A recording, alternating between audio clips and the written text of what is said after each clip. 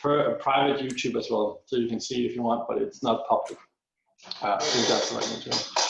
So, okay, so let's start. Yes. And the students, I wish you nice work. If you need me for anything, just write me an email or send me an SMS. I'll join in a second. Yeah, sure. Bye-bye. He's always so busy. No, so hi students, welcome back after lesson 3. First of all, an apology. I wanted to have all videos up by Friday evening, but I did have a bug that we might talk about a little bit later. That meant that we some of the two of the latest videos were delayed, but they are up now. So if you haven't checked since Saturday, there are 2 extra videos, and the last video of that, I think it's the 6th video. Just let me check real quick. The 7th video, Intro to Electricity Transformation, is absolutely essential to watch before lesson 4, because we will build on that to do optimization in Leap. Also, around lesson 4, I will make most of it today, and they will be out tomorrow at some time, hopefully before noon. So you will have some chance to see it. It's not going to be many videos, and some of them are more recommended than necessary to watch, but they're just really good for if you want to actually improve workflows and do things quicker, which is always a good thing to have when you're modeling. But those are coming out tomorrow, and some of that will build upon the video called a lesson 3.07. So it is essential to view that beforehand. But of course, the video is only 30 minutes long, so it should be okay. Other than that, I will make a little bit of a exercise thing for lesson 4. I haven't done for lesson 3. I think it wasn't time enough. Sorry, I just need to admit someone to meeting. Good. And then we will, but then I will make you something for you can work with in lesson 4. Also something that shouldn't be buggy, but we'll see on that. Other than that, I don't know if there's anything you want to discuss in the video. If you should just start there, or if there is something we should talk more about. I have a little bit about basics versus advanced models, and full system versus partly system if you want. But please tell me. And also, I seem to be talking just to black screens, so it's you're welcome to join me.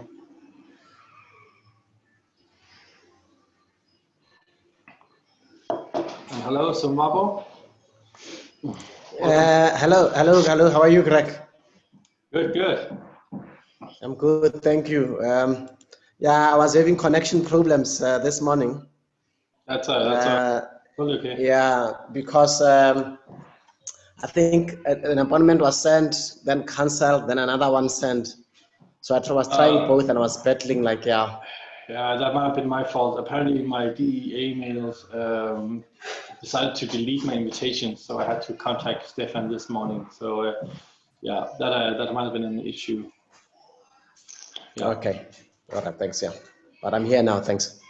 That's good. Good to see you. Same here. I think I will start sharing something on the screen on basics versus more advanced options. So, how many of you have watched all the videos for lesson 3? Or how many have you watched so far? I watched 2, Stefan. I mean, Greg. Sorry. Yeah. Yeah. The thing is, like, I checked up until Friday evening, and there was no videos. Yes.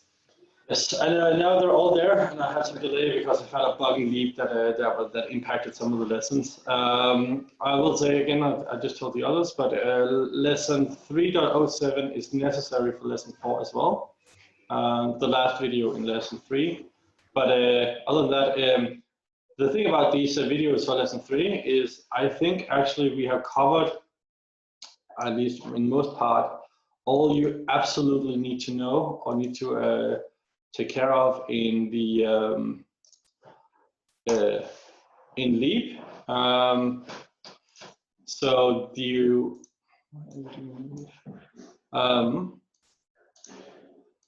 so lesson 3 and lesson 4 will be mostly about doing more advanced stuff, and maybe also doing things that are not perhaps necessary for everybody, but for some of you it will be very, very useful. So I just want to touch upon some of these things. But if you see my screen, you should hopefully.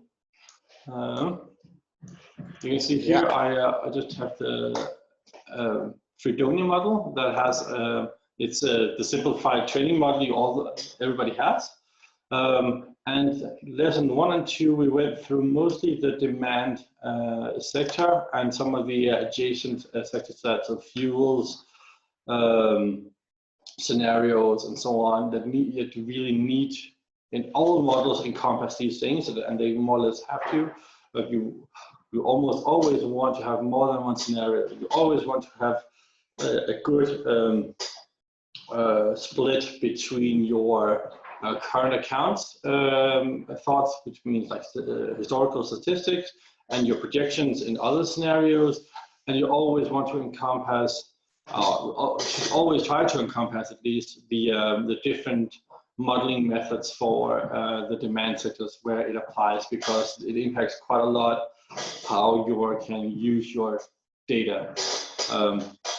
So in this little model, so your lesson 1 and 2 was mostly about that, while lesson 3 and 4 was and will be mostly about transformation, and then also general workflows. So in I made a new model. I can use the button.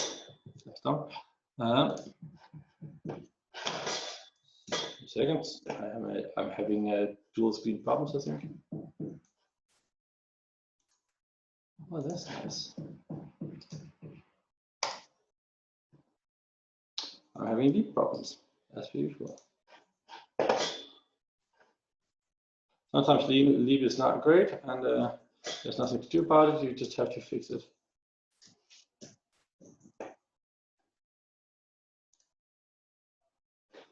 We'll try leave again. So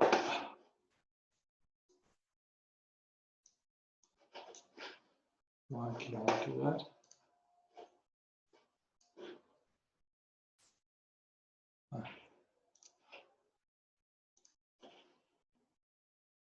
Just 2 seconds. Apparently it's been a little annoying. Here we go. So here I made this is the model. I will put this on SharePoint after this lesson. This is the model that I made specifically for the land types. So that will be video 3.06, I think. Yes, about land utilization, which I want to touch upon. And I also want to look a little bit into the effects and costs that we also covered in lesson 3. So in basics, what we have here is that usually we have our, if you have like a household, let's say this rural, non-electrified cooking, here we have a wood stove, and normally we would tell that to be running wood, and the resource of our wood would be defined in an energy unit or a tonnage. So that means that we will just apply the wood as any other fuel, but really wood is, or other biomasses, is quite a different resources than most of our other resources, because it is a resource that is sustainable, but also can be depleted. So that we can, how to analyze that, we can actually do that in Leap using our land areas methods. So if I just close demand here and transformation. So here in land areas, this is a new branch that I made, a new main branch. You put that on in settings by putting on the tick mark on the land use change and land-based resources.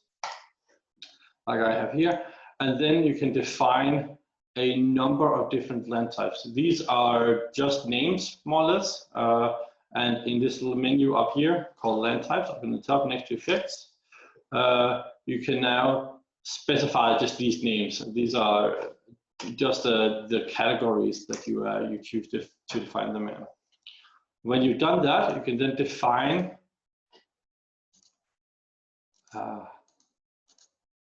come on, Leap, not this again.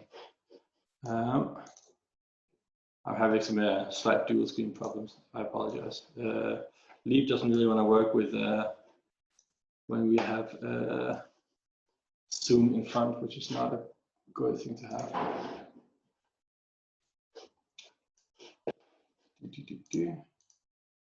There we go. Good.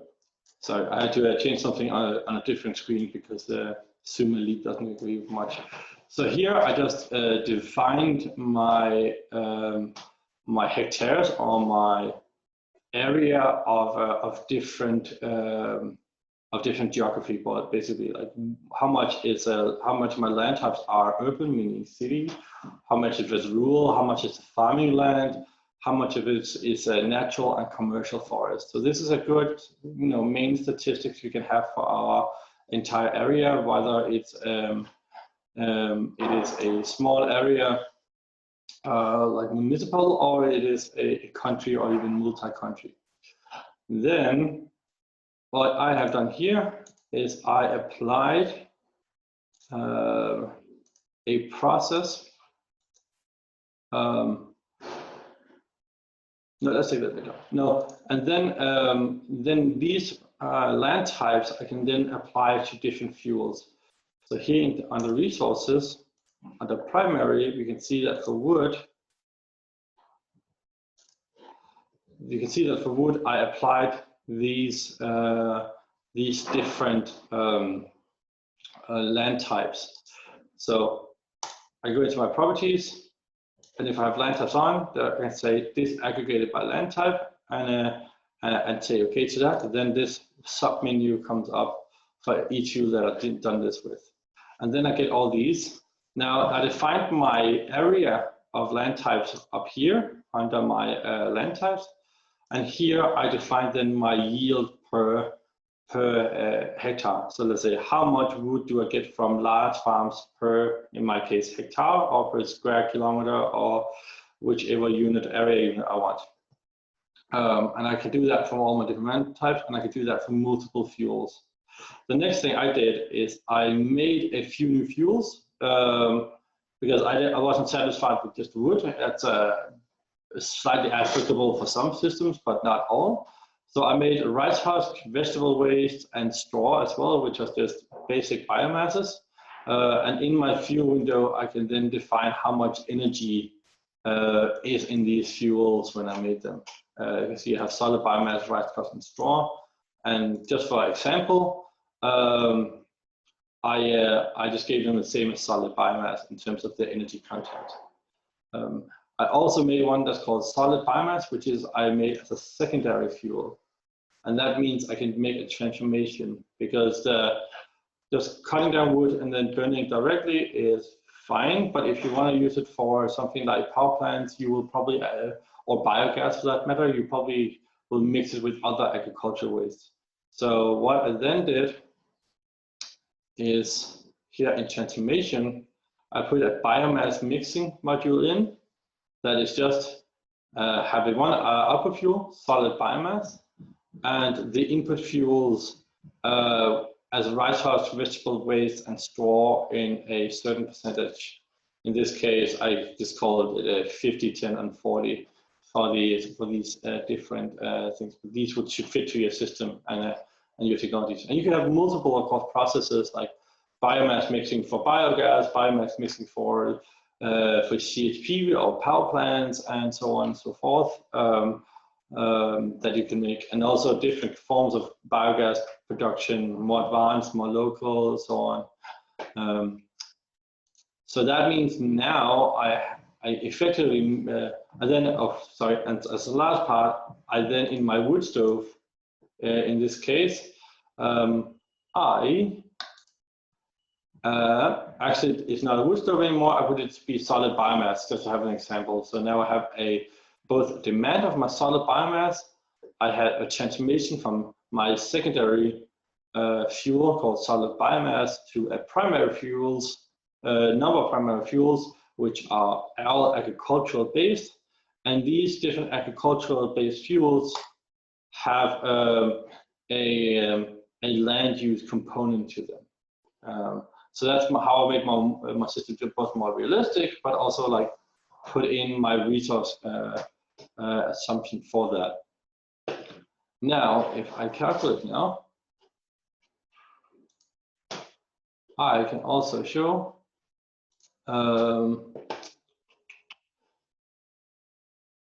we have to go out from power generation in bit land trace resources. We can then show our different land areas. Of course, the land area itself doesn't change, but the share do change over time. So here we can say we are, in the system I set up, we are losing quite a lot of natural forests. We have lost already down here. We only had a little bit of commercial forest, and that also has been lost. We are expanding our large farms quite a lot. Though we don't actually assess the biomass needs or the food needs of our country, this could be an effect of a major export product. So that's something to be aware of. And here I just also said that we have an urbanization, so we are also dedicating land. How do I do this? Well, I do that, we can look at the other results by saying we have land conversion. So this is the land that's being converted every year. So another natural forest is being converted, and quite a lot of it is decreasing over time, but still quite big until the end time. Here we have commercial forest, it's being converted, and then it stops basically because it run out. So that's a nice little result from our model. We have used all our commercial forests from 2035. That's good to know, I guess. And you can see our large farms, they are being, there's actually conversion away from those as well, because that goes towards urbanization. So that's something we can now tell from our model. The way that I do that, the little missing piece for that, is in my analysis, I also specifically tell our model how we are converting land, how much land we're converting per year, and how much you assume that. I did this quite easily, but you can of course set that up with a linkage and functions. So that could be a measure of your GDP, or a measure of a growth of a certain industries, or something else that you can input so you can have a direct consequence of your biomass related actions and developments. So that's I think it's very useful. We have used this before, specifically on Lombok in Indonesia. I know we applied that because they were losing natural areas and farmland to tourist areas, which at some point would be unsustainable for the island itself. It would increase the imports from other places in Indonesia, which would be increase the expense, of course. So that was a concern. And it could also really be applied to both Indonesia as a whole and most other countries, if nothing else, as a bit of a checksum to make sure that you still have all of your biomass resources. It doesn't quite work with import and exports as it does with normal fuels. So it doesn't automatically run imports when the certain land area runs out. Unfortunately, I would love to see that, but as a checksum, it's quite useful.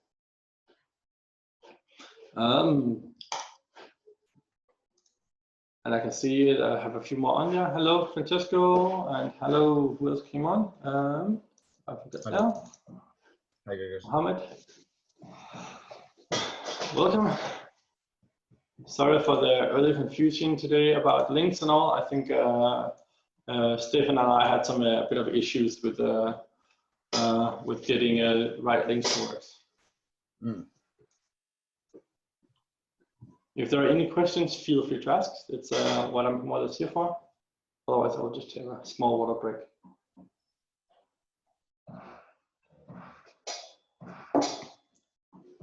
Any questions or comments to the land-based resources? I think there might be a chat message. Maybe. Yes. Is there a way to increase my font size? Okay, that's a good question. I will just try something. Just I have an abnormally good laptop screen, so it's actually really high. So it's sometimes it's even too difficult to see. So now we're just going to switch it around. Come on, Leap. Why are you being bothersome today? Leap does not agree.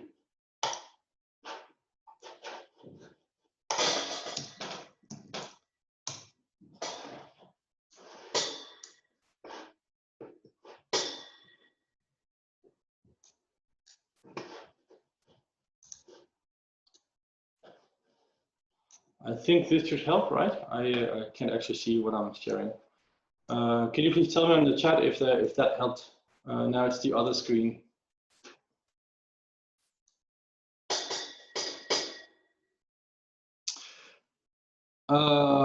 Marlem, yes, it's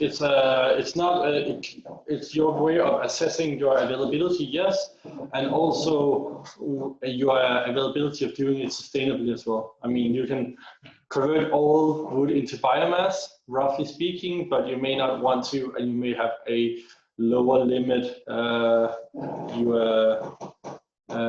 want to achieve. So it is your way of assessing whether you have used too much or too little, or how much you can use of your biomass resources of other things wood. Okay. If I do this one, and then okay. Does this help in terms of resolution?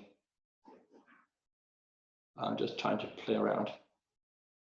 Hopefully. Thank you. Okay, good. Much better. Okay, so yeah, I just made the window smaller, and now I'm concentrate the window. Lesson learned. That's good to do. So yeah, I apologize for that, but we were talking about land types, land conversions, which you can apply to your model. It's a very a good thing to have if you have a high need of especially domestic biomass resources. Sorry? Is it a question? وصاحي بيه واسوء حاجه في ان الواحد يكون نايم بصباعه ويصحى بيه. I doubt it. انت هتنام دلوقتي بلاش تاخد برشام صباع ولا حاجه. انا عندي كده والمعده والعفاريت. ما انا بعمل كده يعني اقول لعل وعسى بنام كويس اصلا. صحيت يا فندم بقى دماغي برضه هتنفجر وعامل جبنه النست وعينيا قافله كده. فابتدي اسبريسو الصبح وقال يعني. I'm just muting Mohammed because I think he's also talking somewhere to a colleague or something. Good. But if you have a question, feel free to unmute. You are welcome to do that. So that was one of the subjects. There's of course a lot more on that in lesson 3.06, which is up. And the model I made here, I made a model with extra land types. That was a little more, little better, and that also has new fuels that you can also look at.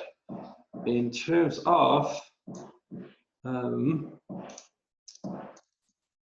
let's see, fuels. If you want to do better, if you want to do a better fuel resource estimation, if you want to put in your local fuels, especially when it concerns to biomass and local variety of fossil fuels and so on, I would recommend you to watch the lesson 2.08, which is the second to last in the lesson 2, which is about the fuel window and applying fuels. Basically what you have to do is you have to make the fuel and define it in your fuels window up here, which you can click on. I think it all shows up. Here you can define a new fuel by adding one. And the easiest thing with most things is you can copy it an existing fuel. So if you want a slightly local variety of coal, then you can find the coal that's already in here, copy that, and then change the parameters a little bit. Let's say, for instance, I want to find some coal. I want it bituminous, and I will just call it local coal. And now I have a new local coal source in my all fuels up here, which is what I have applied to not just to my own model, but it's available in the leap, in the local leap. It's a fossil, it's resource is a solid fuel, that's all right. And then what I can change is saying maybe actually my local coal source is not quite as good as the standard, so it's maybe 27 instead of 29, and now I have a new fuel with some slightly different parameters. Then if we exit that, we can then maybe in our transformation, where we use some coal. Oh, sorry, that was the transformation, that's fine. Let's see, we have some coal steam, that's a power plant, some species 2 fuels. We can change this, instead of being called autonomous, we can have it be in local coal instead. And now I changed my fuel. And now, because I've added this to my model, local coal should now be a primary fuel here in my resources. So that's how I just basically in 30 seconds, I guess, added a new coal system and made my model more locally accessible. So I'm sure that all my things are correct. It's also what I would recommend you do for if you want a local language model, if you want your model in Ethiopian, Indonesian, South African, I forgot the language, I'm sorry, or whatever language you want, you can, and I would also recommend you maybe copy the fuel, because then you always have a backup if there are some misunderstandings, you can see what these are. But that's a method you can do for that. And that again can lead you on to maybe putting it, if it was not a fossil resource, but we can put it as biomass, it would be disaggregated by land type maybe. I guess you could also make mining a land type actually, so you maybe actually could do that as well. It would probably not be as useful as it is for our biomass. And you can also make secondary fuels from that, electricity, coal gas, and something else in this case, or biogas from biomasses. So that's how you can get a more localized model throughout. The only thing is, for this to show up, local coal to show up in your resources, you have to have a demand for it, either as input to a transformation model in your transformation or in your end use. And that's why I changed my wood stoves to solid biomass, is because I need a demand for my solid biomass once I already made it. So that's a method you can use for that. Anything else in lesson 3?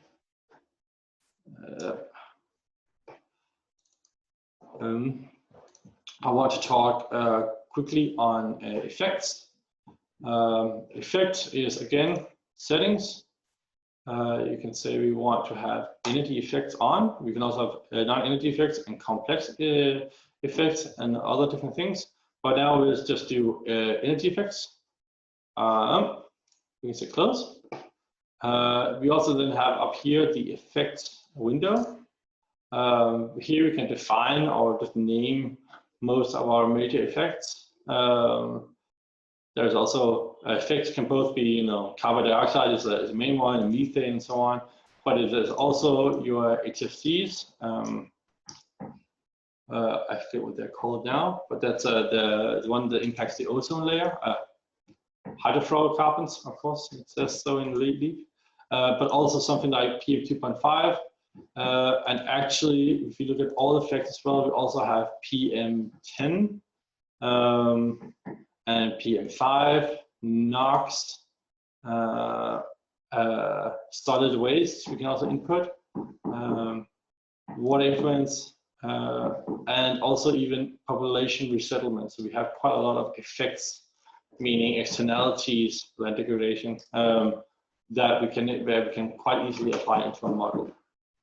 But if we just go back to ours, well, effects is something that's difficult to apply into a model, therefore people don't do it as often. But again, if you want to do your NDCs in LEAP, it is very, very important because that is what NDCs is about. So it is worth looking into actually adding that. And LEAP makes it so easy. So it's almost painful how well you can do it. So if we take any sector, we need something.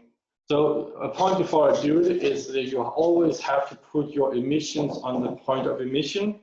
I talk more about that in lesson 3.2 or 3.02. And that means in electricity, there's no emissions from electricity. It's why we quite like it. But there might be emissions from the production of electricity from our fossil resources, which means that we have to put the emissions on the transformation side mostly. While something like using a car, the emissions is from the car because we burn the fuel at the car, and that's why we have the main emissions. So that's something we can look at. And with that, we can just take a look at something like cars. So here, I'm just going to delete these. You shouldn't do that, but I just want to do that because I want to apply them again. So here, if you have cars, we made cars as a brand, and we pulled in all our energy intensity activities, or we're sure we have them, and we want to add our effect. Well, we can add one effect where we can say we want maybe to have, let's say something interesting and say PM something. PM 2.5.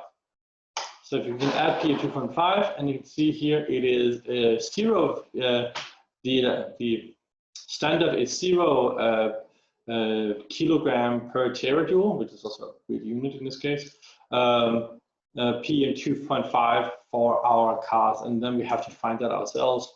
That is something, of course, we can look up, but it is a bit difficult. Instead, what we can do, I'll just delete I get, is that we can take the next one, add multiple effects. So if I do that, I now go into the TED database. So that is the database that's also shown here in the technology database.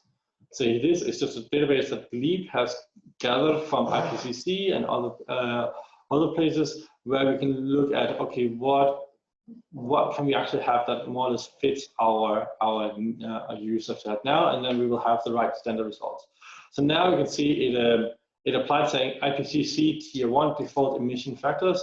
So this is the default emission from IPCC when for something using gasoline. But I think actually in this case we could do a little better because we actually have a road, cars and motorcycles, and we can probably find. So here we have a bunch of engines from the US and Europe. But again, there are cars that are more or less standard all over the world. It's not that different. So let's see if we can find a, let's say that this is a European country. So we will take the Europeans, or we are most comparable with a European country. And what we want to do, we want to have a, don't want to have just two stroke, we want to have a 3-way catalyst gasoline engine for cars. So now I just chosen my technology, I think fits. Say okay, and now suddenly I have a number of different IPCC effect factors that has already been filled in with the right numbers. Now, of course, what you can see that we don't have here is we don't have PM because it wasn't in the data set. So that is something that you have to add yourself if you are concerned about PM, but at least for the standard CO2 emissions and so on, you can quite nicely put this in very, very easily. You have to add it on each and every branch, and you have to do it, I think, from current accounts. But other than that, it's usually something you don't have to change unless you change a major thing in your technologies, because the emissions doesn't generally change from a vehicle, only it's just a factor on its energy efficiency, and changing that will also change, of course, the emissions because you just burn less fuel. So that's a way to do that. If you just look at the technology database, we can see we actually have quite a lot of things in here. So we have a bunch of different things in industries, and maybe cement industries, chemicals. In some places, we even have, let's say, transport. I saw that in roads. We also have some specific examples from Argentina and South Africa, which could be applicable as well, if that's what you think the most accurate is. Otherwise, Tier 2. Tier 2 just means it's more specific. Default emission factors always work, and if you can't find anything else, almost always you have IPCC Tier 1, which is just based on the fuel itself. And it's better than nothing, so to speak. But generally, specific IPCC Tier 2 and then Tier 1. There is one here also called generic technologies, where you can find quite a lot of things. I think it's only filled out really for boilers, but you can find this is coal boilers. There's quite a lot of different versions here. Oil boilers, 52, quite a lot. Biomass boilers in different things.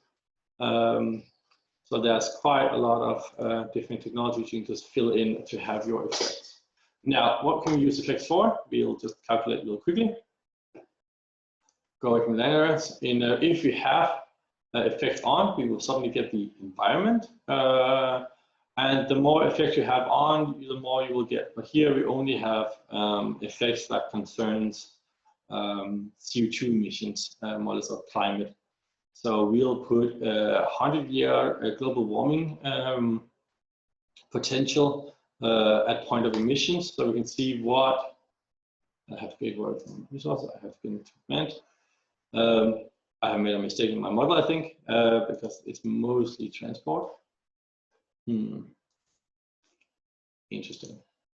That's because I changed something. Oh well, but you can see here which different parts of my model, which parts of my model are the most CO2 emitting, what do you call that, standards I have. And this is probably because I changed something just to see something. But normally, you know, it will be a lot more balanced. But that's a good way of seeing where you could apply your, if you have your standard scenarios, this is where you can usually see where you should apply your efforts in depleting CO2 emissions. So, for instance, yeah, in this case, if this was a real system, you definitely should look at your transportation system. So that's a way of looking at it. And I can see also in our general transformation, it's all just electricity, which is in this case not that unusual, because this is the only one that has a real point of emissions. The other ones are just mixings, and then the actual emissions will be in the demand sector. But this is something you can look at. Now, an interesting thing is if you also are looking at the next thing, costs. If we put that on, that puts cost on, you also get this little nice branch up here. And this is basically where you can make put in externality costs. So if you want in your scenarios to have a cost per, again, metric ton, like more or less a CO2 tax or a CO2 social cost, you can apply that directly in here in your effects, and they will be calculated in your social cost in your scenarios. So if you put the results again, calculate, look at our, now we have costs, social costs. I want to look at Fredonia.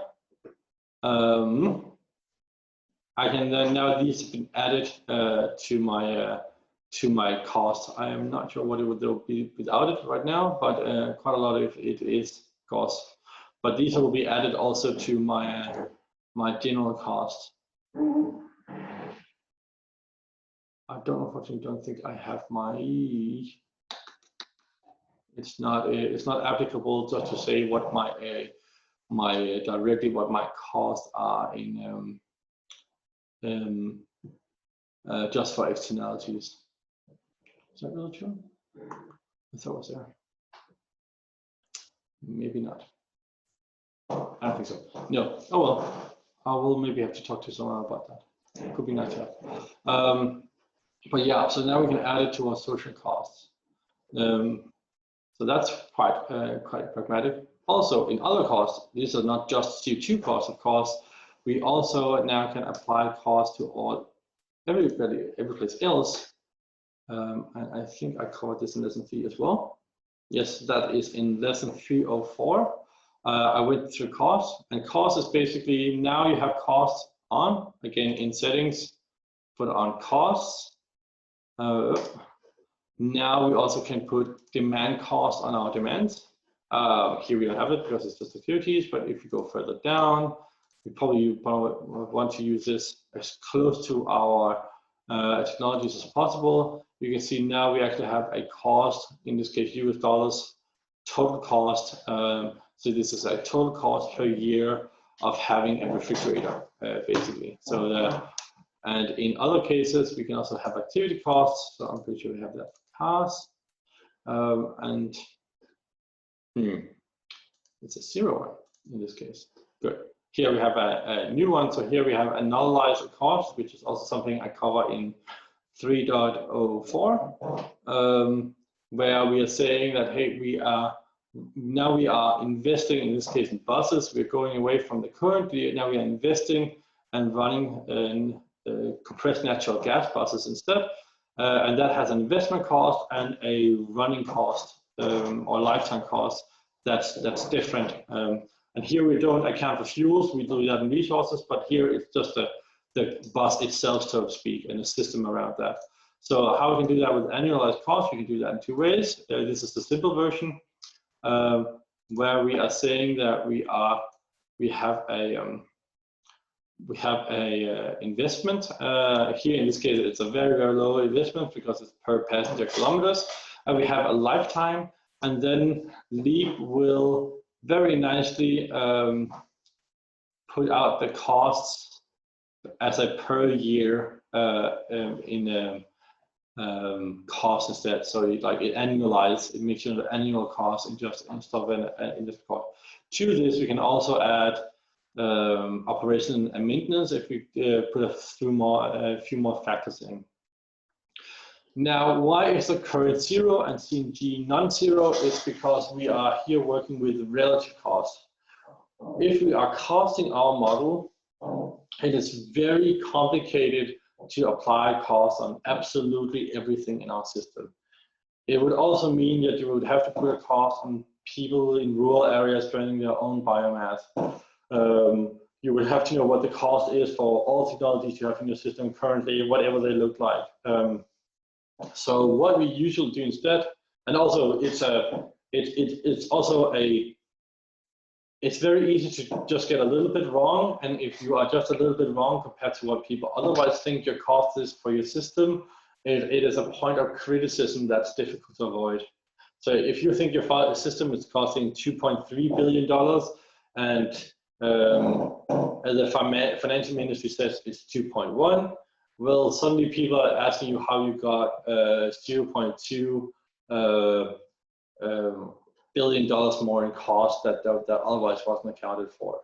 So instead, what we can do is that we'll put all our costs at 0, and then we'll put all our then we just put costs on what we change. Now that means we can basically keep costs unknown for most of our things, but in this case where we have, this is a consequence of a change, probably a policy change to our system. So we put a price on that, so that's not the actual price of a CNG bus, but it is the relative cost of investing in a CNT bus compared to a current bus. So how much does it cost more to invest and run CNT buses compared to our current buses?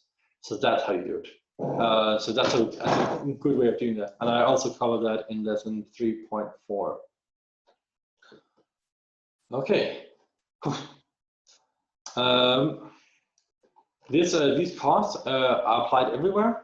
So if we go from resources, because that's the simplest one, if we say something like, let's say, natural gas, good fossil fuel, that we can now also see we have an import cost and export benefit, meaning pricing what we get if we export instead. And we can put an indigenous cost of what it takes to actually mine or pump natural gas up from the ground. And this is basically our fuel cost, and that can go through the model and say, if you're using a 1 cubic meter of natural gas for a car, well, that needs to be transported and transformed. That's a loss of 0.2 carbon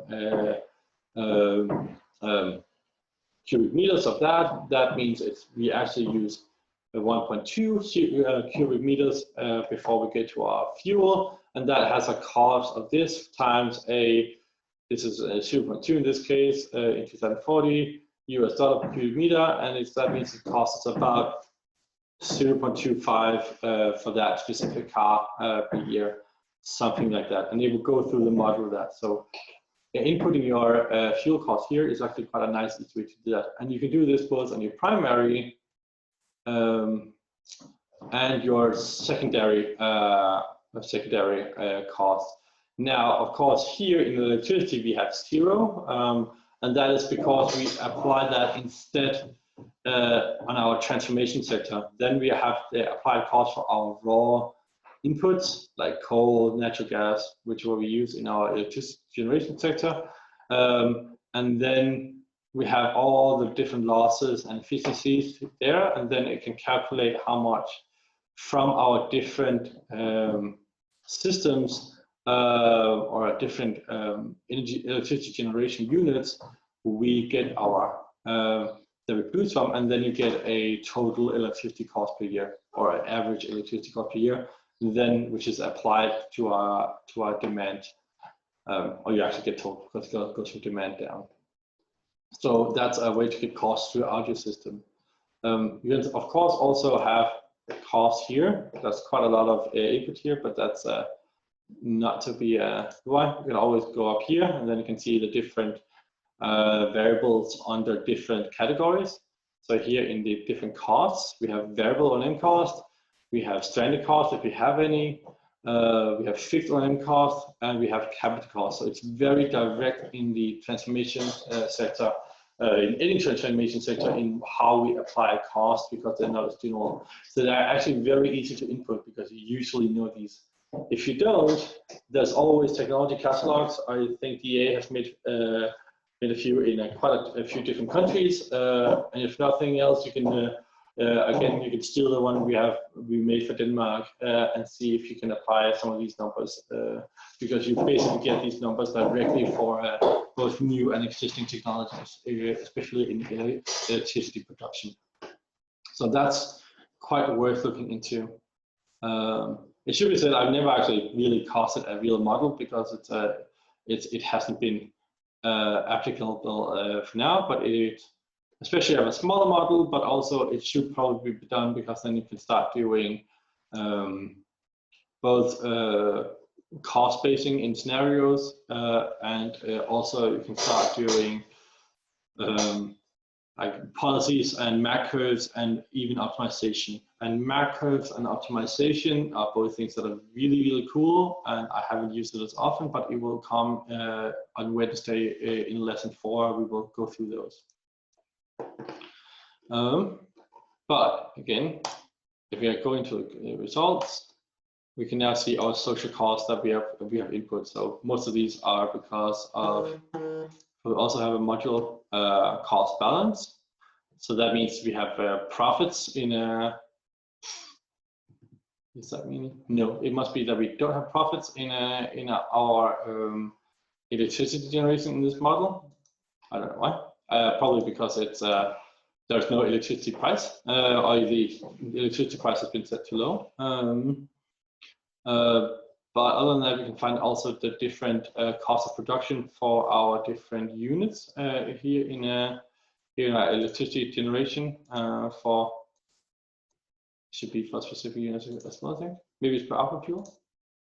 I thought per unit, but here we can also see what the costs are per scenario in producing something like electricity or other places, which is useful to have in our model. Then, in terms of when we're talking about both costs and effects, I want to introduce you to a different model and introduce you a little bit to what we call the integrated benefits calculator, which is not so much something you have to input, which is the nice part of it. It is a method of bringing externality costs back to the real world, so to speak. The good news is it's very easy to apply to model. The bad news is you cannot apply it everywhere because it is depending on an existing database from a global atmospheric model. You are welcome to interrupt me at any time to ask questions, by the way. And if nothing else, if you're too afraid of interrupting me, there's also the raise hand feature somewhere. But other than that, just interrupt me with unmuting. All right, I will go to this. So here, this is a different model called the Asiana. I will show you in the setting in scope and scale. You can see this country is based on Bangladesh. It's specifically specified here, and that's because depending on what you choose, the IBC may or may not be available. So it is for Vietnam. It's not for the United States. I know it's not for Ethiopia. I think it is for South Africa. Let's see, what do you call South Africa? Is it RSA or is it South Africa? Here it is South Africa. So you can see we have IBC available, but for a country like Denmark, it is actually not. So that's something you have to check, and unfortunately, there's not a lot I can do about it if IBC is not available. Oh, I'm going to go back to Bangladesh for a second because that's the standard one. So it's we know it won't error, and which is always nice when you're showing things. So the way that you do it is you have to have energy effects on, and you also have to have this health, ecosystem, and climate impact IBC on. This one. No. Right.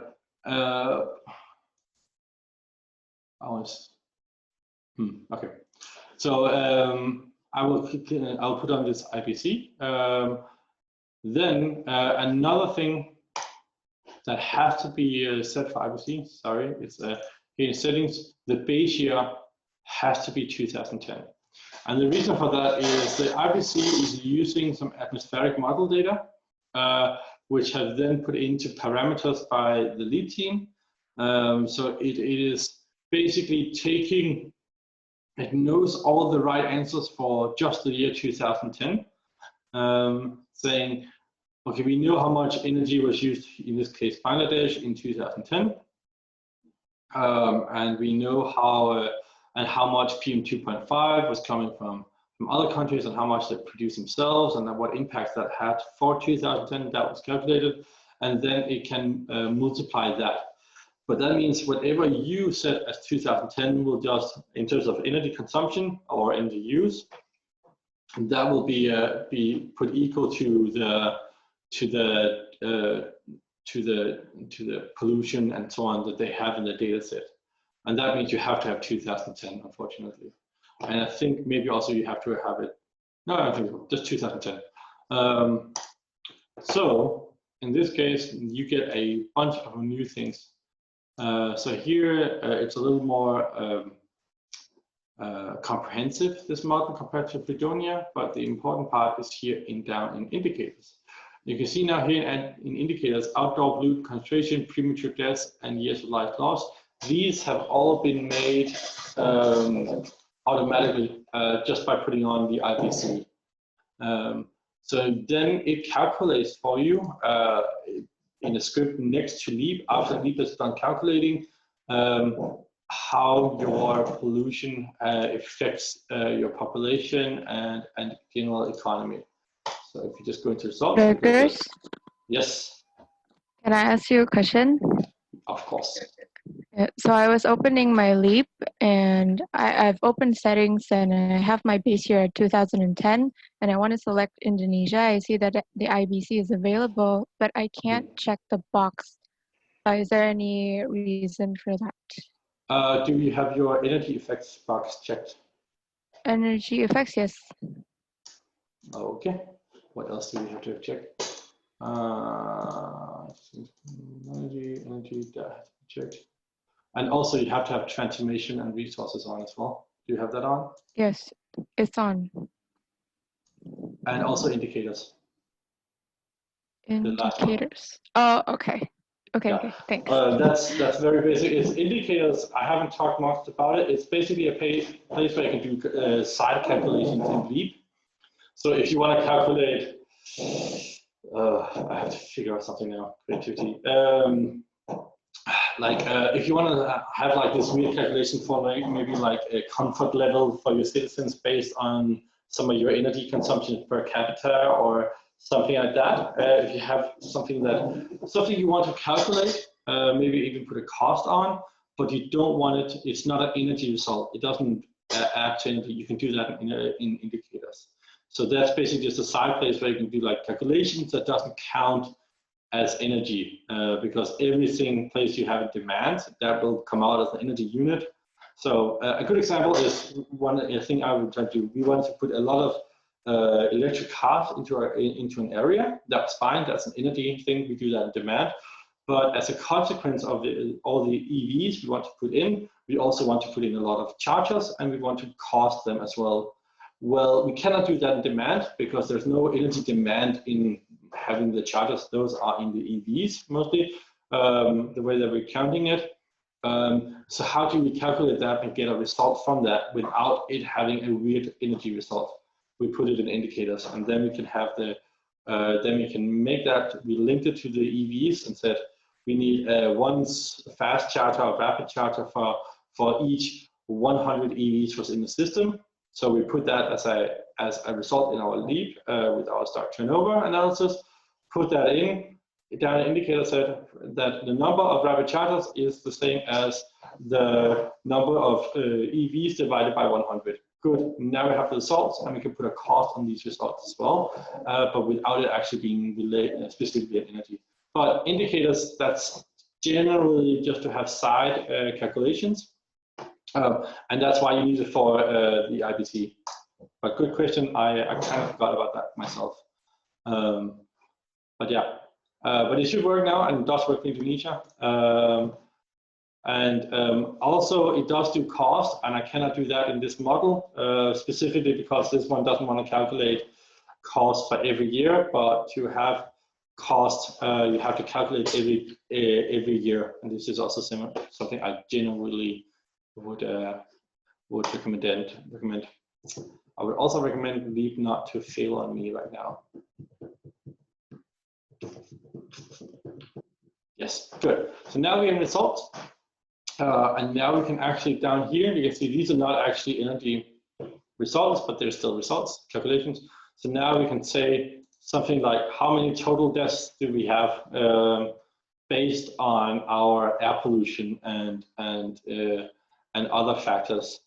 So we can actually put that in, and we can see this is, I guess, accumulator, hopefully. Nope, this is absolute values. Nice.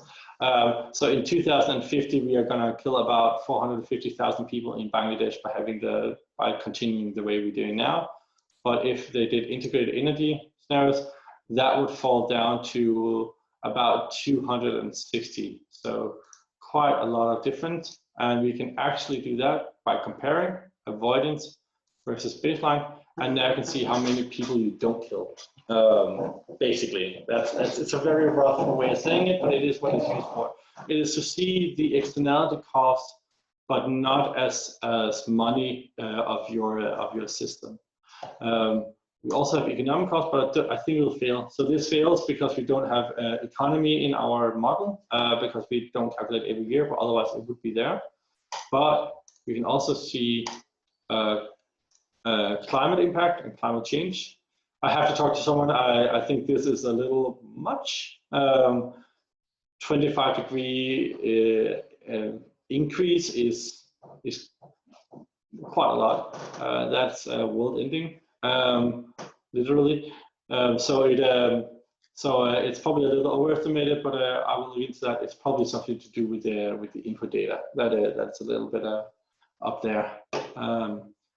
We can also go in to see something like the years of life lost. How many people are dying too early? I mean, it's not direct death, but it is a premature death, and how many years of life are that? And in terms of how many people that, we can also see how many small girls are that. And we can see here in integrated scenarios, they'll keep becoming more equal because apparently we're polluting less, so that's nice. But it's quite a lot right now, like about 15,000 girls die prematurely who's less than 5 years old due to energy, due to the energy system, meaning pollution and climate effects. That's pretty hard messaging, and it is a messaging that usually works when you're talking to policymakers. So this is the right up there. Of course, this is a fictional data set, but it is somewhat based on Bangladesh. You can also see concentrations on outdoor pollutants. That's something that we have. Usually, you have a really huge model to be able to see something like this. But that's something we can actually put into here as well, again, because it is from an big atmospheric model, and then it's just been simplified quite a lot. That also means you can see how much micrograms per, in this case, cubic meters, we actually have of something like PM2.5, which is very relevant as if you're doing, if you're concerned about air pollution in your country, which, quite frankly, I think we all should be a little bit at least. There also is something with where's that PM2.5, but that's also, you can also tell how much comes from natural background. I think that's where did I find that? So this is natural background is basically also what comes from just natural forest fires. So these are the ones that we can't really do anything from. But all the other ones we can see that's more or less our fault as humanity, and something we can do something about. I think there was also supposed to be somewhere where you can see the differences between you and other countries, like how much of your PM2.5 and climate change comes from your comes from your neighbors, but I can't seem to find it. They may have removed that since they presented it the first time. But this is a very nice way of showing policymakers some of the really good benefits or the really high cost of human costs of our energy system on our different scenarios. More on that in lesson 3.05, which is of course also on YouTube.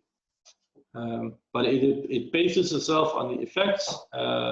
You can also have something in cost. That's if you have cost applied. So you need the other things in your scope before you can really do this. But it's a very good message of that. Then in lesson in lesson 3.03, I was introducing batch importing and exporting with Excel from Leap. What I'm talking about here is basically that we sometimes, if you have to change a lot, it can be quite cumbersome to do that in Leap. So instead, what we can do, I'm just going to choose a specific sector. So now I'm going to go to demand. I'm going to go to services in this model. No, so I'm going to go to transport, aviation, detailed, let's say domestic. So now I'm on a specific branch here. My variable is activity I've chosen, and I'm choosing the scenario baseline. That's good enough right now. And then I can go in here and I can say export to Leap, export to Excel. I'm sorry, export to Excel. Now I can select everything under my either just where I am, everywhere I am and under, and just all branches. And I can choose the scenario I'm in, or just all the scenarios. My variable that I'm in, or just all the variables. And then I can output that as either expressions, value for all years, value for default years. And if I do it as expressions, I can do it for expression just for the scenario, which means the text written in blue, that's only for this scenario. The text that is not in blue, that's in black, or all of them. And then I can put down also to certain levels. So in this case, I'm just going to say domestic below, and I'm going to say activity level. I'm going to go with, let's say, values for default years for now. If I do that, I will have a window opening that you cannot see. I will just show you that in a second. Here I have an Excel sheet. It is pretty massive. In this case, it has 108 lines. If you're doing the full model, for the real models, I've done it with absolutely everything. It's about, I think, around 50,000 some lines. But this is all your possible inputs in Leap. And in this case, we've already filtered it to only be in our aviation. You can see branch path here, variable, scenario, and so on. And now you can see where we have some data in here and what that data is. This is really, really nice if you want to do, if you have to do charting of your inputs of different sorts, or if you need to large scale compare scenarios. So sometimes things get a little confusing. You don't want to trot around in your your different scenarios or all the branches to find where you have differences. You can just take one of your scenarios, say like, I want all the expressions that's made in blue, or that's just for this scenario, output that, and I can see what actually defines that specific scenario. So that's a really good way of doing that. The other thing, when you have this output, this is also the right format for importing. So if I were to change things here, I can now just have this open. I can go in, analysis, import from Excel, and then it will take everything in this open sheet in my open workbook. Sorry, I forgot something. I have to go back to Leap. If you're back in Leap, then we can go back to analysis, import from Excel, and then we can choose to either have links to spreadsheets, then it's dynamic, but it might break. I had to have it break for me a few times. So I just inputted the expressions as data usually. And I can say that I could do some things to maybe for safety measures to import. And then if I import that, if there's any new information, then Leap will replace the data that I have. Now, a huge warning before you have to do that. And that's one of the reasons why I included this, because you can really mess up your own model if you do this. So if you import from Excel, first go down, make a version, which is basically you can you save where you are. It's like a save point. So before importing aviation, that's my new version. Say yes to that. now, sure, to do. And now if I can get it to work. Good. And now if I have done something wrong, I don't have to, haven't lost anything. I can just go back before importing aviation. But the big warning is now in my Excel sheet, which we'll go back to now. In my Excel sheet, we have 3 years. You can see this is 3 standard years, 2010, 2011, and 2050. And the method is an interp method. If I import that now, this might not fit. If I have data from, let's say, 2014, 2040, 2030, this will be overridden by just these 3 years with an interp in between. And that means I will actually kind of destroy my entire data set here, because this will say like, oh, this is new, this is not the same as we have. And then it will just imply that, okay, now for all these things here, we just want 2010, 2011, and 2050. And if you have any detail between those, you have destroyed that now, which is quite bad. Actually, as I could, I can, since I already made like a little version, let's see here, these are just activity, right? So if I have my activity here, I have some, I need to see if I have something that actually is usable. Maybe that's not. I did a bad example. Let's see if we have something that's other than 100. I don't. No, but if I had something, these are all, there's no changes between these years, so there's no development. But if I had, I might delete that. So how do you make sure that doesn't happen? Well, if you close that window, we're not going to save that, and we're just going to screen share for our leap model again. When I do my exporting, we'll just do it the same way in my domestic aviation. The first rule is that I like to use is try to limit exactly how much you export. It's better to export twice, export and import twice, and do it right, or do limited damage, than to export and import something big once and then do a lot of damage that you have to spend hours or even days correcting again. So make it small, don't say all branches, just say put it exactly where you want, down in the branches, and then exactly where you want what you want to change. The same goes maybe with scenarios, don't do maybe all of them, just do the baseline ones. If nothing else, they will inherit, of course. If you change something in baseline, that then inherits to the other scenarios. That also happens here. And only the variables you want to change like one at a time. Like I would usually like say, oh, I want to do domestic. I wanted to do probably all scenarios, expressions, we'll get to that. I only want to do variables, but then I only do scenario expressions. So I only have the things written in blue. So I only have the things that are actually changing things, so I don't get confused by things that are being inherited, because that will just be more. If I do something like that, I'm not going to do here because it's actually too simple, I realized. Let's do road baseline.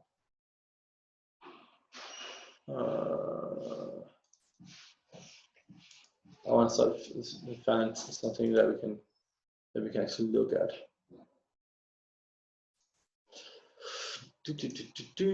No, just to take all the transport, since we're doing a really,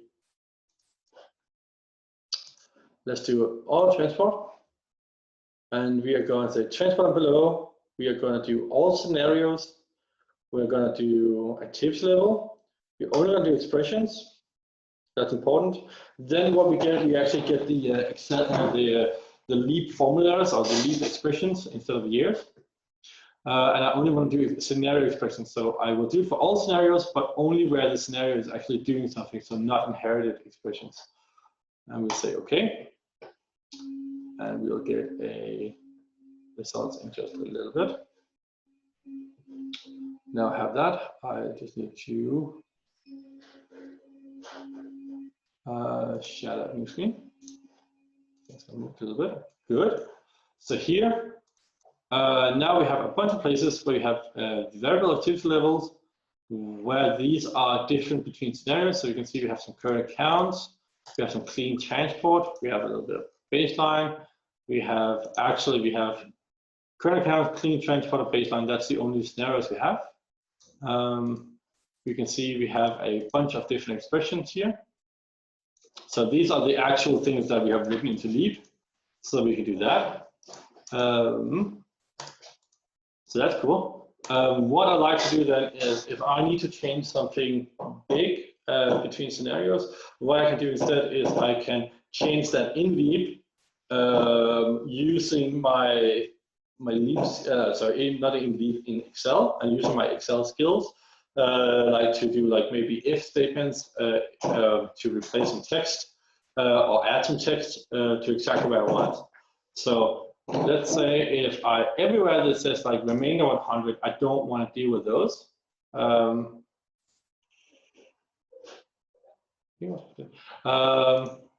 So we can say expression. Everywhere we say remainder 100, actually we are taking everything away except for everywhere it says remainder 100, I don't want to change. Everywhere it says growth, I don't want to change. And let's say everywhere it says 0, I probably don't want to change. So I'm just taking things here like I normally don't really want to look at probably. In this case, I don't want to change the things that are linked directly into the population and economics, because I am satisfied that I will change that different sort of place. So now I have all of the things I don't want to change. So I'll just mark all the rows up here over here in the left. That was 65 rows, and I will just delete them. Good. Now it's empty. We'll put the filter off again. And now these remainder and so on, they don't exist anymore. That was nice. Okay, I can also go and say anything that says share, I might not want to look at, because that could be a problem. So I need to look at my unit. So here you can see we have a share of 45, share of something else, 20 is spatial value, and 1030 is 0, and so on. You may want to look at if that's okay. Here's fine. But when sometimes we have shares, changing those can be a problem, because if you go over 100, it will throw an error, all these things. And then you will have a bunch of corrections you will have to make, which is why you do small exports and small imports, because then you don't have 600 things you have to change. You only have 3, and you learn something for next time. So if I say I want to change my passenger kilometers expressions and my general, anything that says passenger kilometers here, now it's just 2, but let's say if maybe I wanted to have that to change with a factor, then I will probably go over here.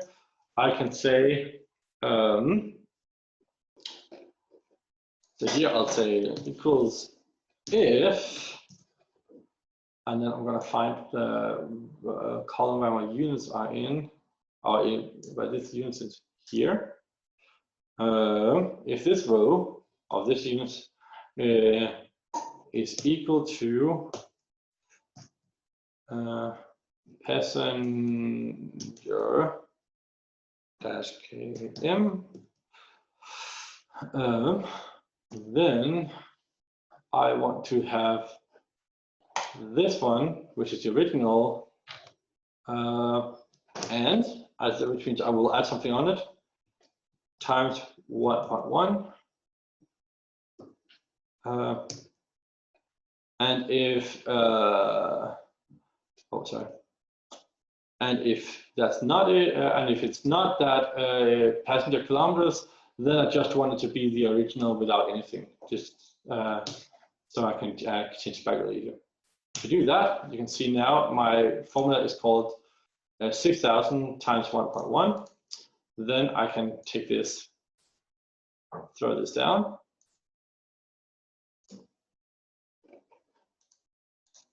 I did something wrong. I can see that.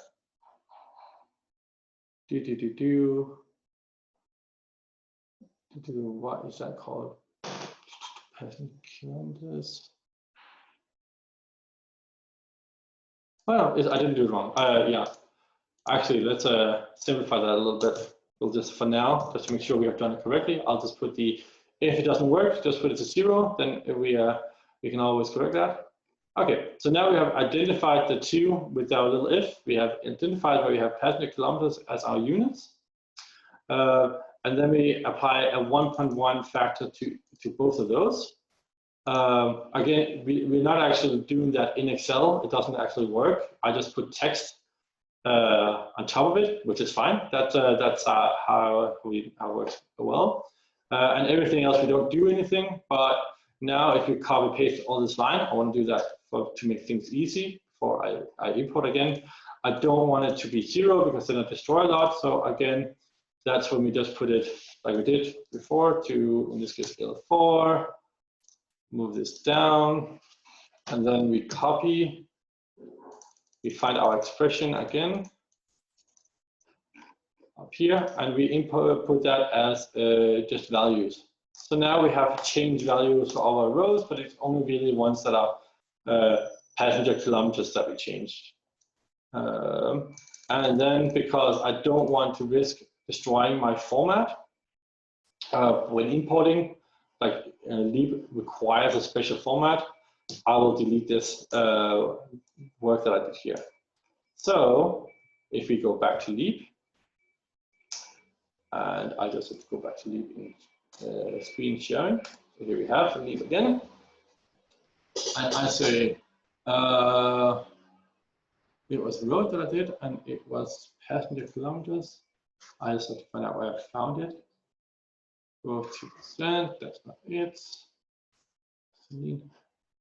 Just a second, I just need to find out where we demand, transport roads, simple baseline, current accounts. Okay, so in current accounts, we have here the baseline. You can see is the 6,000 passenger kilometers. If I now take and then import data, I only want to replace constants, interval steps, and smooth expressions.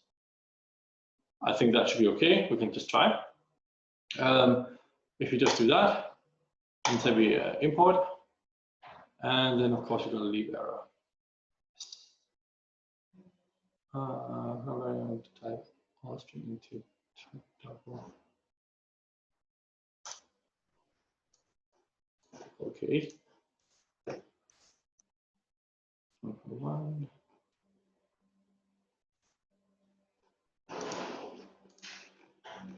That's interesting. Let's try that again. And then we'll take this off. Let's just. Leave is being stupid. That happens sometimes. And doesn't actually tell me why. Because that should be just a number, just like before. I didn't actually change anything.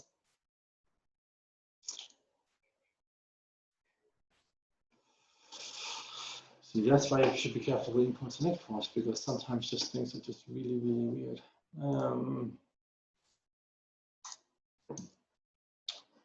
Let's try that.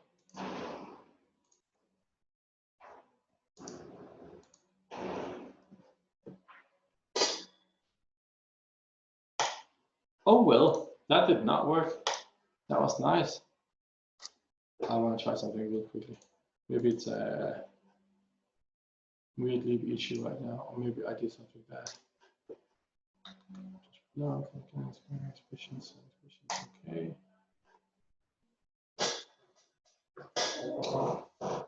That's always awkward when you're trying to do something and it doesn't work. Okay, I'm just going to try something. So now I just exported all of my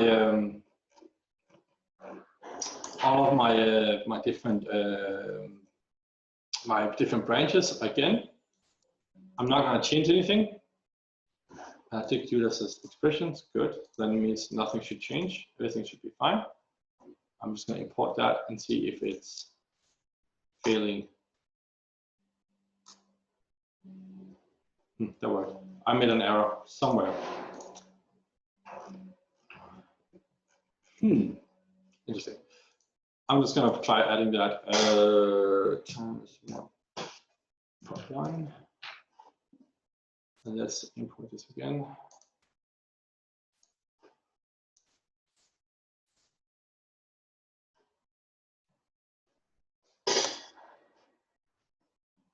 I have to take something real quick.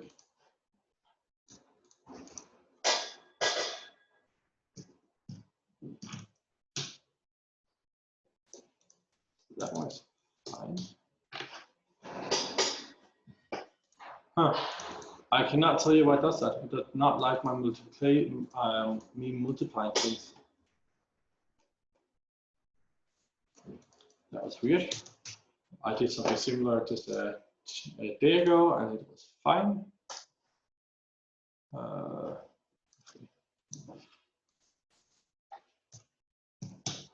This is my. Either it doesn't like my comma, or it doesn't like my. It does not like my multiplication. Interesting. Okay, we're going to drop that for now. Leave it being stupid. That happens sometimes. No, if it's Francesca's asking because I didn't save my Excel, it has nothing to do with saving my Excel. Leap doesn't really care about that. It just has to be the last opened Excel, which is quite nice. Why it doesn't work, I cannot tell you right now at all. We'll try something else. I'm just going to try a self multiplication. We'll just do an.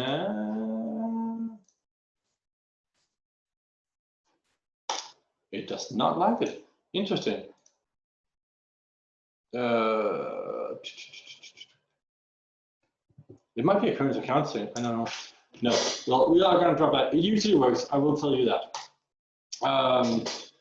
That was a little bit embarrassing, to be honest. In lesson 3.3, I made an example that definitely works.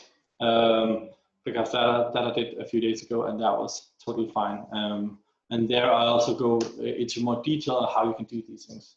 But you can actually do that with almost everything, and that means you can also make quite a lot of blank branches in your leap that you can then fill in with doing export-import method. So let's say you're putting a bunch of different gasoline cars or a bunch of different cars, and you want to apply the same data to all of them. In Leap, that could be a little bit cumbersome, but you can just make the branches, have them all be 0 except for your original, then apply that throughout your model. I did that with a structured over model a few years ago that we needed to make some pretty fundamental changes to. Where we did a lot of linking, and I added the links using import export with the method that didn't work today. I don't know why, but that actually took very little time when I have understood it, and otherwise it would have been a full day of worth of work, and it took less than half an hour. So it's one of those things that's very nice to be able to do just for your workflows sense. So yeah, that's smart. I guess we should also talk a little bit about electricity transformation. I had a bug in this, which is why I haven't mentioned it too much. It is in lesson 3.07 with bug and all, because I couldn't make it work in any model without this bug. And the bug was not that it couldn't calculate, but it just wouldn't show me in results everything I wanted. But I want to introduce a few very important variables that we need to work on when we do optimization. And I have tested optimization, then it works fine. It's only when we do not optimization. So we will still carry out optimization in lesson 4, luckily, because it's quite good. Here, in general, we have two things here that are called yield shifts and time slices. We're going to talk about time slices first. Here, we can make ourselves some time slices. And we can, when we push in the setup or use the setup function here, we can either do that as a simple time slices where we just cut things from divide a year, all the yearly hours into a number of hours. So we can change this to like 500, and then we get 17 time slices, each with 500 hours, plus one that has 260 hours. So if you just do that, that's fine. You can see now we have 17 time slices. Instead, also we can do is we can say detailed time slices, and we can say configure, and then we can choose exactly what we need. Like, so if your country only has a wet and dry season, then you might be able to do that. In Denmark, we really have a 4 seasons at least. So, and then we can apply that and say like, how much do we want to, how many hours do we want to, time slices do we want to cut in our year into, with the maximum, of course, being full hours, where we just say we want to calculate every single hour. If we do that, we get a nice little warning that it will be very, very slow and it will require a lot of memory, and that's why we usually don't do it. Instead, in a place like Denmark, I would say 4 seasons, and I probably want weekdays and weekend days, and I would like it in 4-hour periods at least. So that would be 4 times 2 times 4. So that would give me 4 seasons. That would be 4 seasons times 2 times 4, and then it says it's not compatible with Nemo, but I'll get into that. If I do that,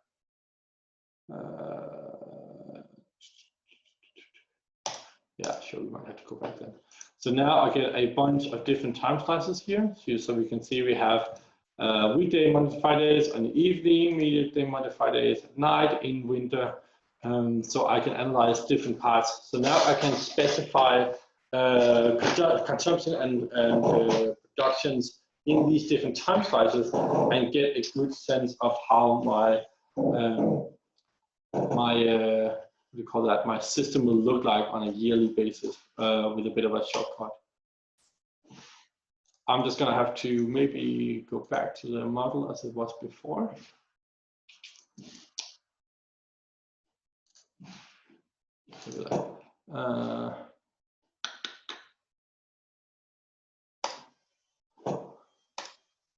I just have to go back because I deleted my year, because I changed my time slices and yearly shapes are depending on that. I deleted that. It told me in a warning.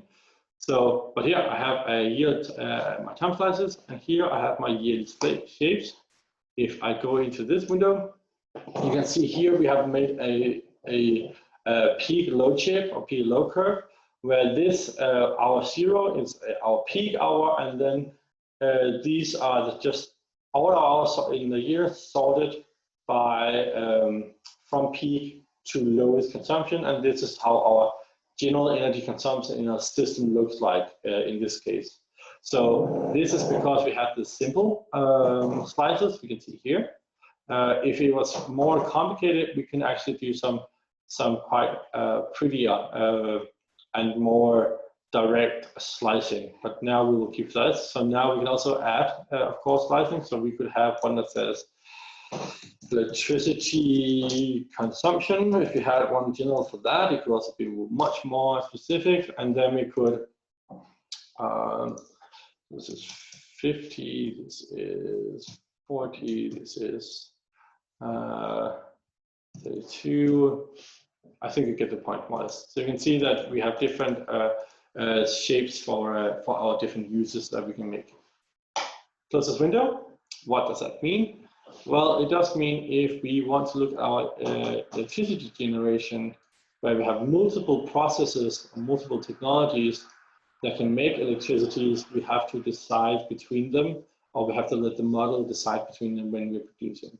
And we have to do that under different time slices, which are like chronological scenarios. So we make big policies, and then what does that mean for our peak hour? What does it mean for our lowest hour, and the different categories in between. So now that we have that on, we can see we have a dispatch rule in our processes, and we're saying we're doing that with merit order dispatch. We can do it with other different things too, but merit order is generally the best for for policy scenarios. And then in the merit order, we can, here in merit order, we can also define the merit order of our different processes. So we can say, hey, these one are low priority because they're expensive than all the other ones. Okay, that's good. Then we also have exogenous capacity. So if we have committed to building or retiring some units that we have already. So let's say here in step 2020, they had these existing cold steam. In our current counts, it's probably 2,500, and that means in 2020 we will go down to 1,000. It will be 2,500. 2020 it will be 1,000. 2030 it will be 0. So we are retiring a few plants that we have committed to. We are committed to our existing oil combustion turbine. We will keep having those, and we have committed to keep having our hydros. Okay. Then we can also tell the model saying, what should you add if you need to add anything? And this is how you say, like, okay, so we can if we add something, you add first coal, and then you need to balance it out with some new oil combustion turbine. So this is our method of adding capacity. And of course, to that we can apply cost, effects, everything. Now we get the same curve as we did before for a specific year. So I'm just going to reduce here. So now we get the same curve as we did before in our yearly shape, if you can somewhat recognize that. But then it tells us in our scenario which unit produces at which hour. So you see here in the low electricity consumption hours, most of the production is done by the natural gas combined cycle with a bit of wind turbines. And up here, we actually have the same kind of system. We just also get some cold steam. And then we also get some peak load or some peak generation based on oil in this case. And that's in our mitigation scenario. In our baseline, we have a bunch more oil, and it's basically just new coal steam because we invested in coal. And that's the differences between our scenarios. Now, that you can see here, so that's what we invested in. That was coal and oil. And in our mitigation scenario, we're investing in natural gas, some oil combustion turbine, and wind. Now, I have tried changing these to try to show you, but then I get an error where it no longer shows this. So that's the error we have in the bug we have in the. So I don't know if it's just me. It's just definitely not just this model because I tried with others too. But be a little careful if you're changing this. But I have reported it to Leap to see if they can do something about it.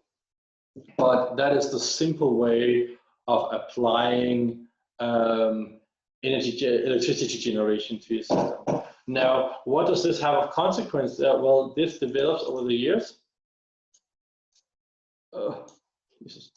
So you can see over the years, as we get maybe more electricity consumption and more electricity generation, we start investing in different new capacity.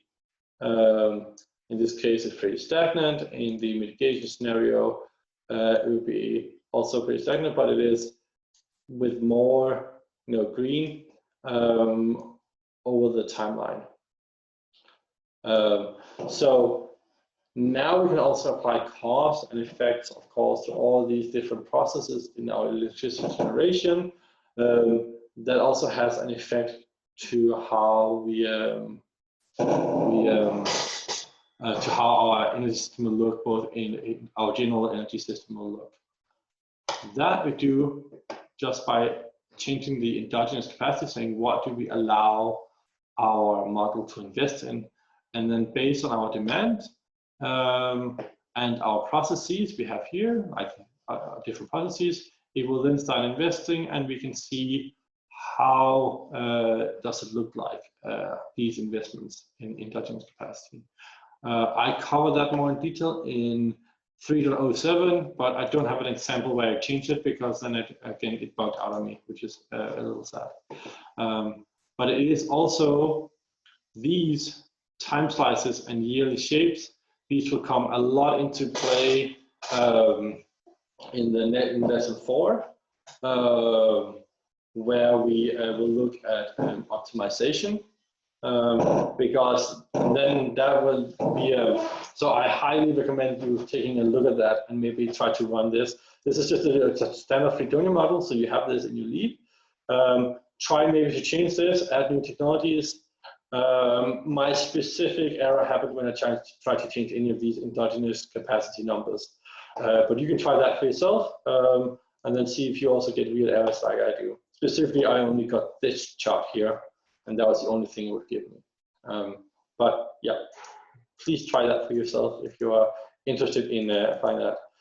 It should, of course, be noted that in systems where DEA are working, where we have the Balmoral model, which is basically a huge model that does this, but with optimization and much deeper than Leap can even do, because it's run on a server, then we don't actually have electricity generation. We're not interested in having this. We just quote unquote import our electricity. That's what we set the model to do, because then we can just give our electricity demand directly to the Balmoral team or the Balmoral modeler, and then when we're sure we won't be overcounting or double counting our fuel use for electricity generation from the two models. But if we are running Leap as a fully standalone method, this is a good first step to how to do energy policies. If you want to do least cost, then we have to do optimization, and that's we will get into in the next lesson in 2 days. Are there any questions? I think I went through all of my lessons now.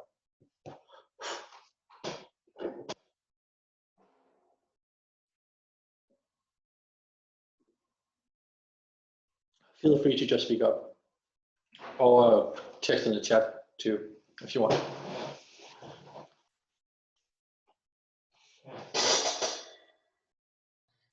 Hello, Gregor. For me, this was too much to digest. So yet I don't have any questions, but maybe later when I played with the software, I may have. But could you provide some exercises, although they are not compulsory, maybe voluntary ones, because we had only one exercise and it's the only way, I think, to digest all those information.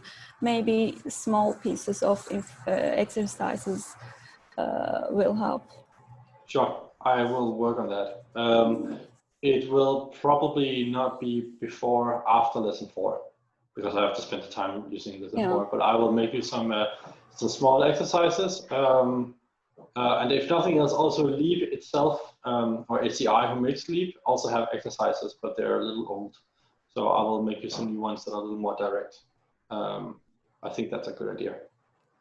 And also after 20th of October, can we use the software, or just, because I remember you mentioned a restriction on saving the model only, but can we just...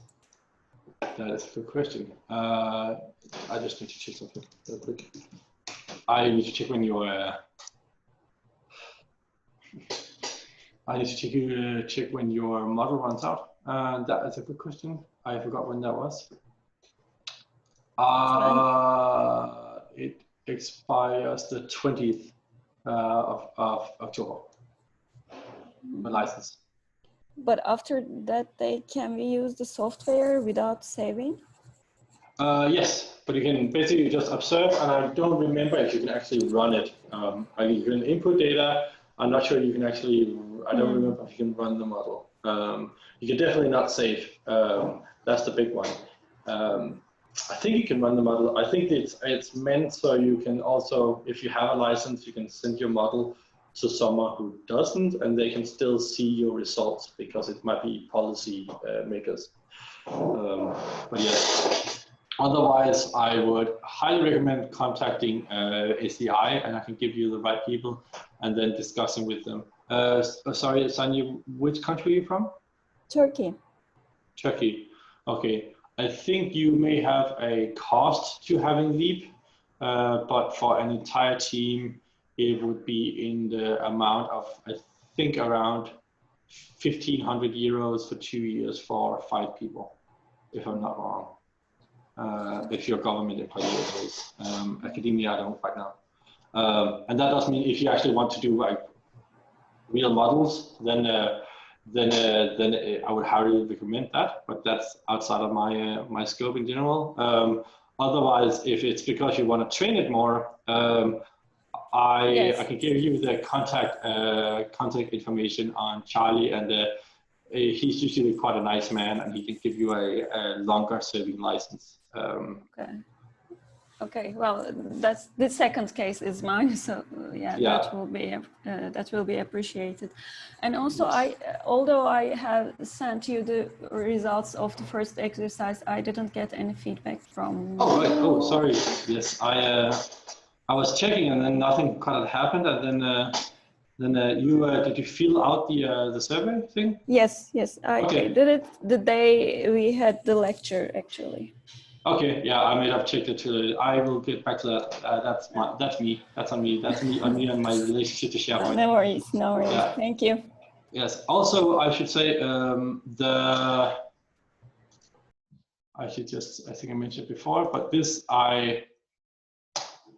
is the Fredonia model, the standard model, where I apply a bunch of the land types and land areas that are more realistic and specific. And there's no real model you can download with this out there. So I made one and I saved it, and I will upload it to SharePoint in like 10 minutes after we're done with this lecture. So you can download this yourself, and you can take a look at like what I did. And this is the same model that I used in my video lecture, so you can actually kind of follow along, because this was my end result. I know that these things might go a little fast, and this is why we record them, but I just try to fill in information that isn't in the lectures as well. As I understood on Stefan, and unfortunately he's not here, so I will have to talk to him afterwards, you also need to do some kind of a final exam in this course in general, in the energy planning course. But we have not quite talked about how that would be, because it's not really, it's something that Stefan will have to make for you, but there will probably be a LEAP component, so I have to discuss that with him, and you will probably also get an exercise in that as well, that you can send in the same way. So expect a new exercise coming up. I think also I will make an exercise where you have to upload .leap files. I think that would be useful. Are there any more questions? Did that? Oh, sorry. Before any more questions, did Sanya, did that answer you? Yes, sure. Thanks.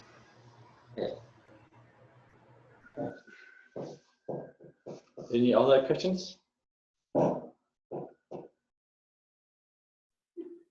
Yes, Mr. Larson. Yes. Shall I continue? Yeah. Thank you. On the last video you shown, on the 7th video of lesson 3, I see something without performing any optimization.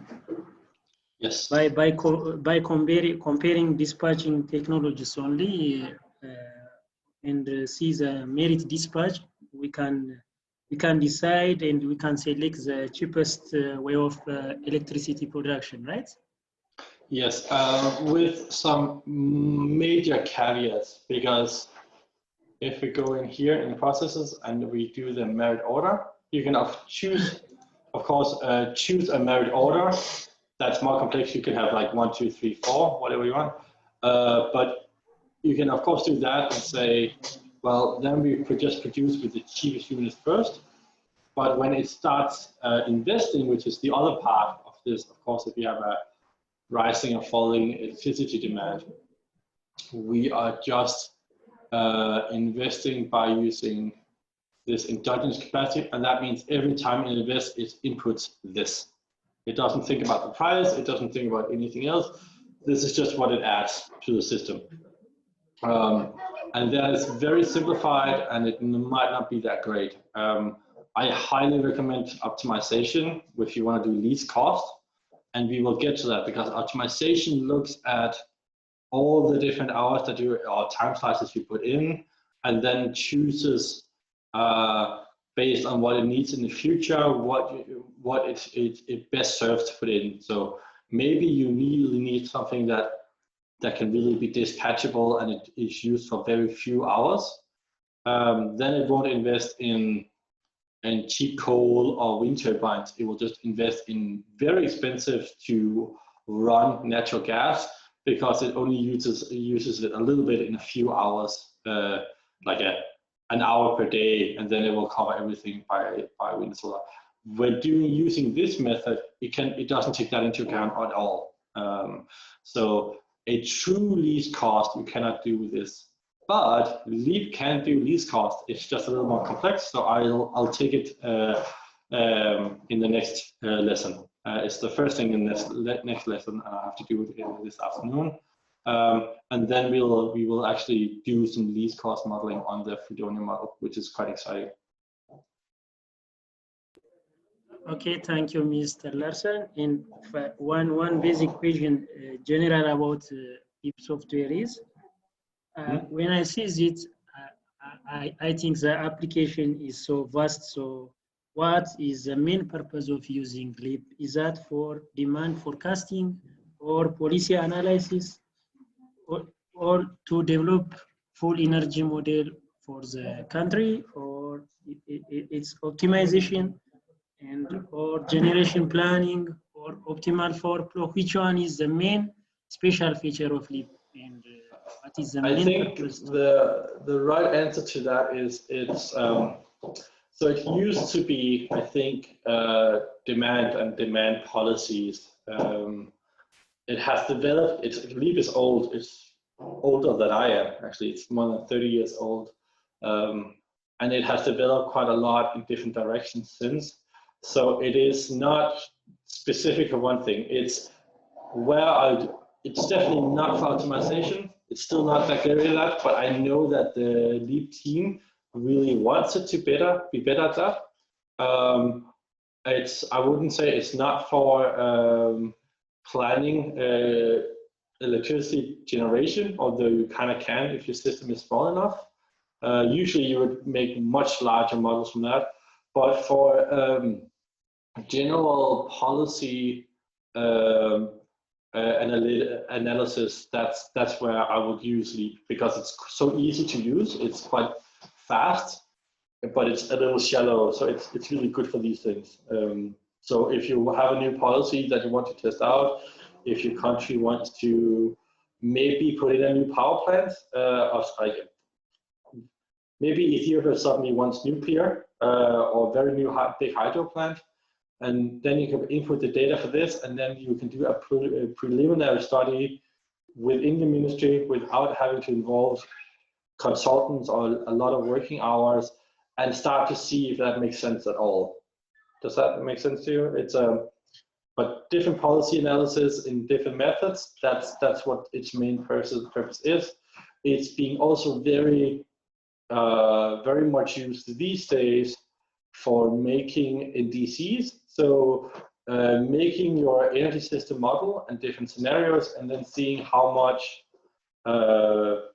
CO2 emissions your country will contribute, and then trying to minimize that. That's also what they use Leap for quite a lot right now. So those are the two main things I would say. But it's the way the model has been made now. It's a little more jack of all trades, master of none, I think. But I think it's really good for demand analysis. That's actually one thing I really like using it for. Okay, thank you, Mr. Larsen. And if available, is it available to perform water reservoir optimization for hydropower dams? I think. Yes and no. It kind of could do that, but I wouldn't do it. I happen to know that hydro reserve optimization is one of the the most difficult things to do, because you kind of want almost every single hour to look into that. So I will maybe a preliminary study where you can see if you have maybe enough resources in your hydro dams. That should be okay. But if you want some really like a planning tool, I happen to know you're from Ethiopia, right? So Balmoral, it can do that. That's where Balmoral shines, because it can do one where it takes every single hour for a year. And that's good for you for planning optimization of hydro. That's basically what you need. So Valmoner is better than deep for water reservoir optimization? Yeah. Yes, exactly. Specifically, if you talk to the consultants, I guess Alberto in your case, it's something called BB3, and it's the heaviest thing you could do in Balmoral, but it's basically where you take a year and you calculate every single hour, and that's where optimize every single hour, and that's where Leap falls quite short. Not both because it will be slow, really, but also because it runs on normal computers, and Balmoral usually runs on a server. So in your case, you have a cloud server, so it will be a lot faster and a lot better to do than that, because Leap will probably crash if you try it, because it's just too heavy, because hydro is complex, especially with reserve planning. Okay, thank you. But in our case, most of our generation sources are hydropower. So I think it will have meaning if only we can do water reservoir optimization, because if there is some exercise to do, it will be practical and useful for us if we practice over there. So if there is any simplified form of performing that, just a preliminary stage, something like that, it's better if you share us some lecture videos. Right. I think I might be able to do something. Yeah, but I will have to look at that, because actually that would be an optimization. It's still lesson 4, but I will look into that. It's a good note. I will check that. Okay, thank you. It will be heavily simplified, and you shouldn't use it for real planning, but as a theoretical exercise, yeah, sure. Yeah, for exercise purpose, yeah. Francesco, you were asking me about an error about the access. Yeah, but I mean afterwards it's just the problem that I had this morning, and I don't even know, because I ran Leap last time Saturday, and this morning I tried to reopen it, and it's giving me an error about the SS. I don't know why. I just want to show it to you, but afterwards, I mean, it's not really necessary to do it now. Okay, sure. It's probably something to do with it can't connect to the server for the license. We've seen that before. All right. Are there any more questions?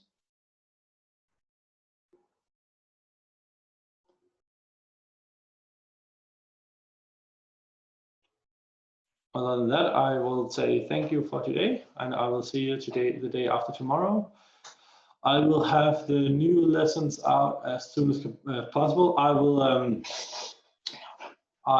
actually I will upload. I think I will try to upload the next lesson 4 will have fewer videos, but they might be a little more complex and longer, unfortunately. So I think I will upload them one at a time. So I will send out an email as soon as I have a playlist in a few hours, and then I will add new videos to that. So please check. Another thing, I see some of you have started to subscribe to me on YouTube, which is nice. I don't know, but you should know that you will not get messages or anything in your YouTube subscription from these videos, because as of now they are unlisted, which means they don't come out publicly, and that's just because it's somewhat as a private course for now. Later on, they will be put on public YouTube, but not in my personal channel. It will be on Leap's channel. I have arranged with them. I will send you a link when we do that.